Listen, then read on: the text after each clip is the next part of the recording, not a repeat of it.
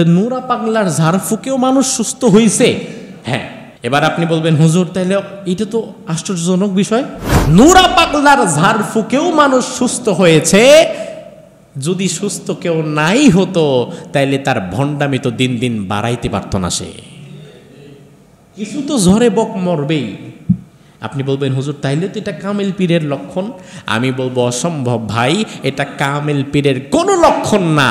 তার কারণ নুরা পাগলার ঝাড়ফুঁকে 2-4 জন সুস্থ হইলে হতে পারে।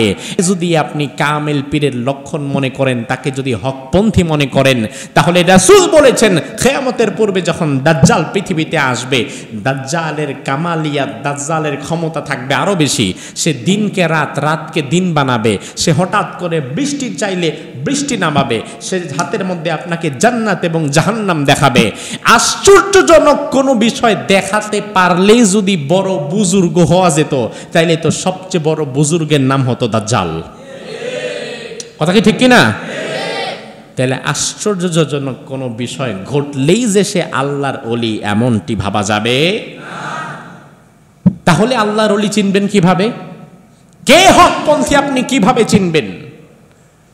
তাফসীর ইবনে কাসিরে আল্লামা হাফেজ ইমাদউদ্দিন ইবনে কাসির বলেন, ইযা রাআইতুমুর রাজুল, দেখেন থিওরিটা দেখেন।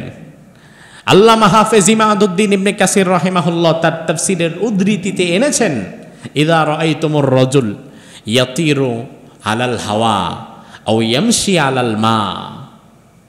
তুমি যদি কোনো মানুষকে দেখো যে শূন্যে ভেসে বেড়াচ্ছে অথবা পানির ওপর দিয়ে হেঁটে যাচ্ছে, শূন্যে ভেসে বেড়ানো, পানির ওপরে হেঁটে যাওয়া, এটা কি স্বাভাবিক না অস্বাভাবিক? ইবনে কাসির রাহিমাহুল্লাহ বলেন, ফালা তাগতাররু বিহি হাত্তা তারিদু আনহু আমরুহু কিতাবাল্লাহি ওয়া সুন্নাত রাসূলি। তার আকস্মিক ক্ষমতা দেখে তুমি ধোঁকায় পড়ে যেও না। এটা মনে করো না যে সে অনেক বড় আল্লাহর ওলি। বরং আল্লাহর ওলি চিনবা কিভাবে? যার জীবনটা কোরআন এবং সুন্নাহর সাথে মিলে যাবে। ওই ব্যক্তির যদি আকস্মিক কোনো ক্ষমতা নাও থাকে, তবুও সে আল্লাহর ওলি। আর যার জীবনটা কোরআন সুন্নাহর বিপরীতে চলেছে, ওই ব্যক্তি যদি আকাশ দিয়ে উড়ে যায় কিংবা পানির মধ্যে হেঁটে বেড়ায়, তবুও সে আল্লাহর ওলি না, সর্বোচ্চ একটা ভণ্ড জাদুকর হতে পারে। এর চেয়ে বেশি কিছু হবে? বাংলাদেশে এমনও জাদুকর আছে, আপনার সামনে মানুষ কাইটা 2 ভাগ করে আবার জোলা লাগাই দিবে। জুয়েলাইজ, হাত কেটে 2 ভাগ করে আবার হাতকে জোড়া লাগায় দেয়, এমন জাদুবিদ্যা। আপনি যদি মনে করেন সর্বনাশ, এত বড় কামিল বান্দা, তার পেছনেই থাকবো বাকি জীবন, খোঁজ নিয়ে দেখবেন বেটা হিন্দু,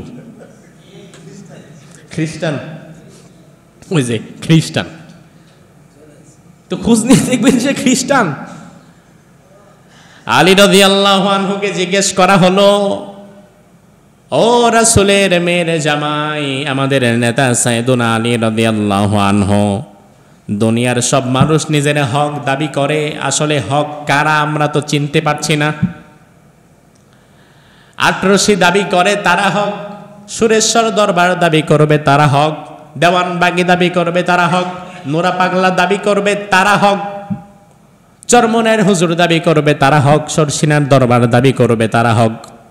তাহলে কাইফা নারিফু আহলাল হক, আসলে কারা হক, হক পথে কারা আছে আমরা চিনব কিভাবে? আলী রাদিয়াল্লাহু আনহু সুন্দর জবাব দিয়ে দিলেন। সাইয়েদুনা আলী বললেন, ইয়ারিফিল হক তারিফ আহলাহু, হকওয়ালা মানুষ আগে চেনার দরকার নাই, আগে তোমার দরকার হক বিষয়টাকে চেনা। তুমি যদি আগে হক বিষয়টাকে চিনতে পারো, তাহলে হক বিষয়টা চিনতে পারলে হকওয়ালা কারা এটা অটোমেটিক তুমি চিনে যাবে। সাভার বাস স্ট্যান্ড মসজিদের হুজুর সুন্দর কথা বলে, উনি হক্কানি আলেম। অমুক মসজিদের বড় হুজুর অনেক সুন্দর কথা বলে, তিনি হক্কানি আলেম, তার কণ্ঠ অনেক সুন্দর, উনি হক্কানি আলেম না। অমুক পীর সাহেব হক্কানি আলেম না। হক্কানি হকওয়ালা মানুষ আগে চেনার দরকার নাই, আগে আপনাকে চিনতে হবে হক জিনিসটা কি। হক জিনিসটা যদি আমি চিনি, তাহলে হকওয়ালা কারা এটা আমি বুঝবো। কারণ অনেক বড় হুজুর অনেক সুন্দর কথা বলে, কিন্তু আসলে তার কথা কোরআন হাদিসের সাথে মিলে না, এমন হুজুর নাই? তো এই ব্যাটারে আপনি হক্কানি তো কিভাবে দাবি করবেন, কিভাবে বলবেন? হক কি? পৃথিবীতে হক হচ্ছে কোরআন এবং সুন্নাহ, এর বাইরে কোনো হক নাই। কোরআন সুন্নাহর বাইরে কোনো হক আছে? কোরআন এবং সুন্নাহর বাহিরে কোনো হক নাই। এজন্য কিয়ামত পর্যন্ত কোরআন সুন্নাহ যদি একজন মুচির কাছে থাকে, একজন কামারের কাছে থাকে, কোরআন সুন্নাহ যদি একজন রাখালের কাছে থাকে, তাহলে ওই রাখাল হক, ওই মুচি হক, ওই ব্যবসায়ী হক।